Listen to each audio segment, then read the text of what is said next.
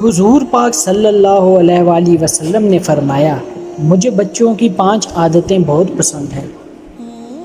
وہ رو کر مانگتے ہیں اور اپنی بات منوا لیتے ہیں۔ وہ مٹی میں کھیلتے ہیں اور غرور اور تکبر خاک میں ملا دیتے ہیں۔